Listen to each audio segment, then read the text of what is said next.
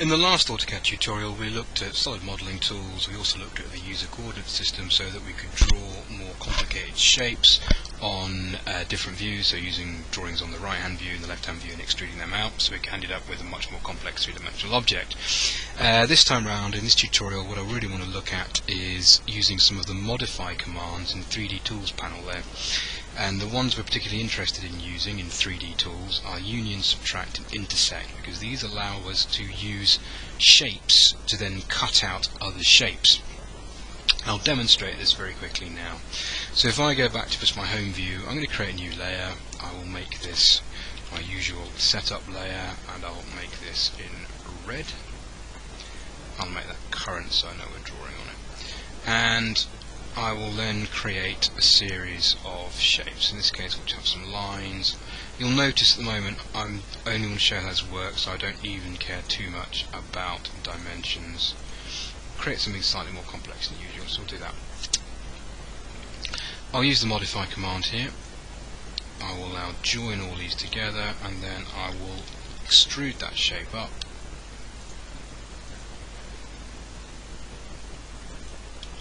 And we'll make, I don't know, 300 mil. Into my view, see how that looks, there we go. Okay, so there we are there. Right, what I want to do now is I want to cut shapes out of this in 3D, which is actually quite easy to do. So I'm going to go back to my home view again, and I'm also going to go back into my top view, so I can see what I'm drawing here, and we'll just rotate that top view around, so the same way as it was before. And I'm going to use a new layer, and I'm going to call this layer circle because that's exactly what I'm going to draw out.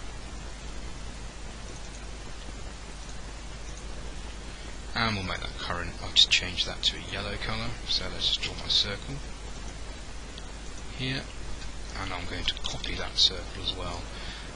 Copy command is there, so I'm just going to select the circle using the copy command, and then I'm just going to drag it across. Again, I'm not checking how far I'm moving this, but I'm just going to drag it across to a point where I'm happy there.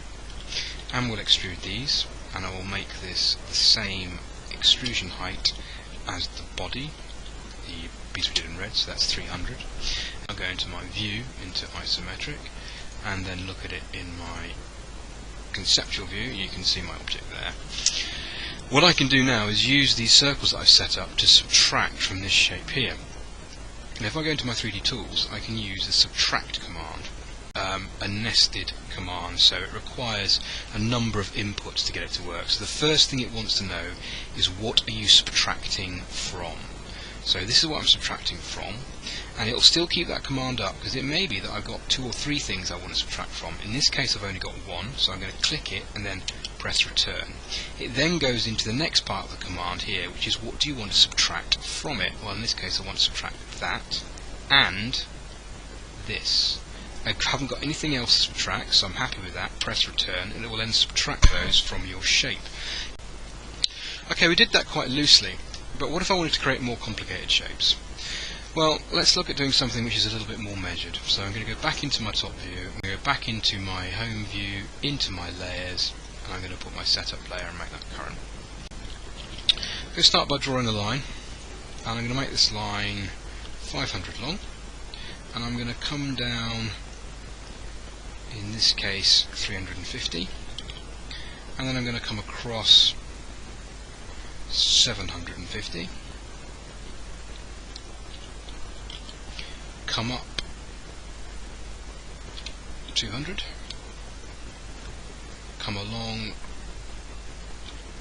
180, and then just join and close, join that shape up. So there's my basic shape there. This time round I want to set up the wheels correctly, so what I'm actually going to do is I'm going to just use the offset command here. So I'm going to offset by 100, pull that to that side there, pull this to this side here. Where these points join is going to be where I want my circle to be. Now I'm going to use my join command, and I'm going to just join up all these parts back into my circle layer here, I'm going to start by drawing my circle where that endpoint is there, and this time around we're going to make the diameter 50. And now I can copy this very carefully. So if I now use my copy command, I can select what I want to copy. I don't want to copy anything else, so just press return. And it wants to know where the base point is. Well, I'm going to use this point here as my base point, and then it'll want to know where the second point is. And if I make it there, I copy from endpoint to endpoint, it's perfect. The command is still active though, notice I can keep copying and copying, so I could copy it from there to there. So make sure that you're finished, just press the escape command. And there's my two circles lined up perfectly. I can now extrude these objects, and I just want to make sure that I'm swapping between the layers as I do it. So in my 3D tools, I'm going to just use extrude command, that, and that. Make them both 300 tool. There we go. And then I will go back into extrude the shape here. Now you'll notice that if I extrude it, I haven't swapped back into my other layer, so it's going to extrude this in my current layer, which I don't want. So just escape that out, back into my layer dialog box, and make sure that setup is now current, and then I can go into my 3D tools and extrude that. And we'll extrude this by 300 as well. I can then use my subtract command, and I'm subtracting from this, and then subtract that and that out of it. I can keep making this really quite complicated. So if I now go into my view command and change this to 2D wireframe, I wanted to add a hole in here to suggest there is a window or windscreen. The best way of doing that is actually to draw myself a little block here, because I want to put the windscreen in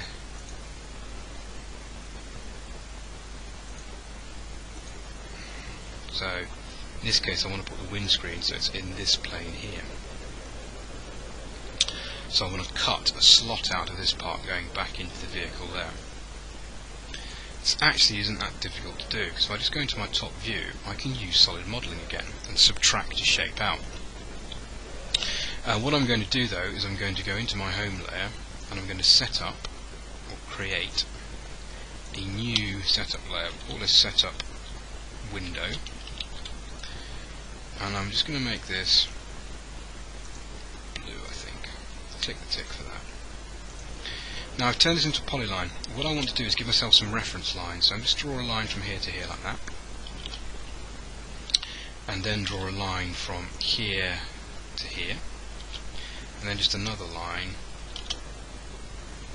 from here to here. I'm just using the L command to do this quickly, that's why you can't see me clicking on the icon up there. So I've got two lines here that tell me where my windscreen is. This is useful to me because it means I can offset these, so I've got a little bit of a gap around the windscreen. So I'm just going to offset this. I'm not going to offset it by much, I think 50mm should be enough. So if I just offset this by 50,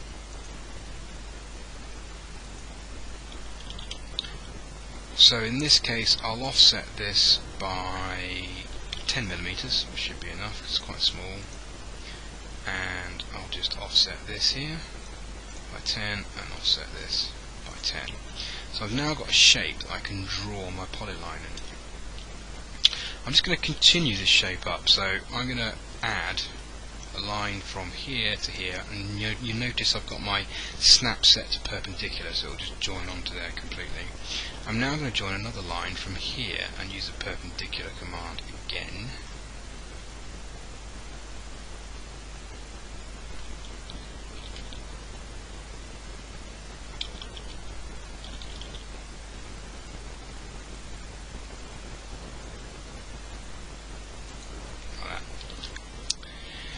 What I can now do is I've now got a shape here which will form a cube.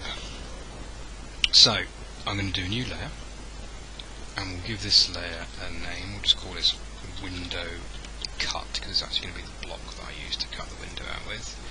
And I'll give this a colour. I'll go with a pinky colour, it doesn't really matter. Make it current. So I've used this setup to help with the shape of my block. I'm now going to use the polyline command, and I'm going to draw my polyline over the top of it, like that. And if I go into a 3D view, you can see that my polyline is drawn on the bottom of my van, but it's in the right position, and we know there's going to be a little bit of a gap. I need to make sure that I've got my 10mm gap here and my 10mm gap here. I really want 10mm there and 10mm there. Well, the easiest way of doing this actually is to remember that we made the whole thing 300mm tall. So if I go into my 3D tools and click on extrude and just extrude my window so that it's 280mm tall, that's obviously 20mm short, which gives me a 10mm frame each side. So if I just extrude this up now, okay, now my problem is that if I look at this in a conceptual view, so if I look at this in a conceptual view, you can see that my problem is that I haven't actually got 10mm at the bottom, I've got 20mm here and nothing there. So what I'm going to need to do is use the move command and just move this object up, which I can actually do very easily. Back to my home view, and then in the move command here it'll say, okay, what do you want to move? Well, I've only got one object I want to move, it's this one. And then press return, because I don't want to move anything else. It'll then say, what's the base point? Well, the base point is always 0. That will move it by itself. But we've got an X, a Y and a Z coordinate. So I have to say that it's 0 in the X, then comma, 0 in the Y, and then comma, and 0 in the Z. Then just press return. And then say, okay, brilliant, what's the second point of displacement? Right, well, we don't want to move it in any axis other than the Z axis, because we want to move it up. So it's going to be 0 in Y, it's going to be 0 in X, 0 in Y, and 10 in Z. So that's 0, 0, 10. And that will then move it up 10mm perfectly. So we can now see, if I go into my orbit command, that's now moved that up 10mm, so that's positioned perfectly. Which means that if I go into 3D tools, I can now subtract this object from that. Remember, click on the object you want to subtract from, press return, then select the object you want to subtract from it. Back into my orbit tool, and you can see that I've now created a hole in my shape there. If I then go back into my top view,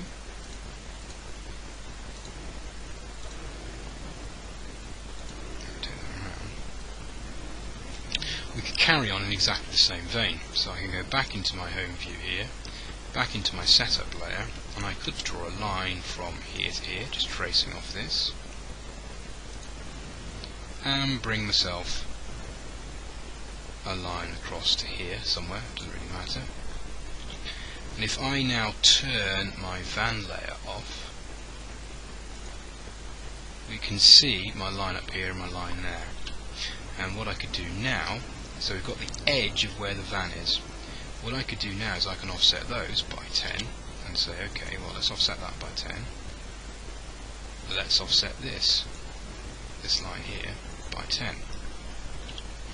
And I could use my shape here if I wanted to create my new window. So I'm going to go back into window cut, and I'm going to polyline this from here to there to here, then back to there. Just close that to make sure it's fine. I'm probably going to struggle to select that, so what I will do is turn off my setup layer, and I can now see what I've got here. And again, I want to extrude this, and I'm going to extrude this time the full amount. So I will extrude this by 300mm. There we go. If I bring my van layer back up, which is that one there, I've now got an object here that I can cut out from this. So let me just go into an ISO view, and you'll be able to see what I'm going to do. Because I can then say, okay, 3D tools, subtract, here's my object, now I want you to subtract that object from it. And what I've done now is use that to cut it out, and you can now see, as I spin it around, that we've now got quite complicated shapes. I've got my van with 3 windows So that's using the move command. So to recap, we've used the move command to move objects around. We've used the 3D Tools subtract command. So recapping, in this tutorial we've used the 3D Tools subtract command. There's also a union command that allows you to join two objects together. And intersection is quite strange. I'll just do intersection with you now. So if I were to create a shape, intersection basically, forget intersection, we'll deal with intersection later. So we've got the union command and the subtract. Right. To recap, in this tutorial we've looked at solid modelling and modifying, particularly using the subtract command. The union command joins two shapes together to make them one. Intersection command is a little bit more complicated, and we'll look at that in a later tutorial. We've also used the move command, remembering that move requires three sets of coordinates, x, y and z.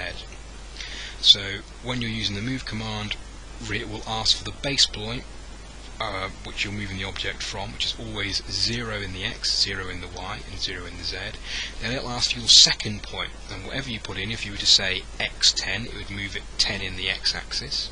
If you put in y10, it would move it 10 in the y-axis, and if you put in z10, it would move it 10 in the z-axis. So it basically moves the whole thing diagonally and up in the air. Most of the time you're going to be moving only in the z-axis, so remember just to go x0, y0, z, whatever value you want to move it by.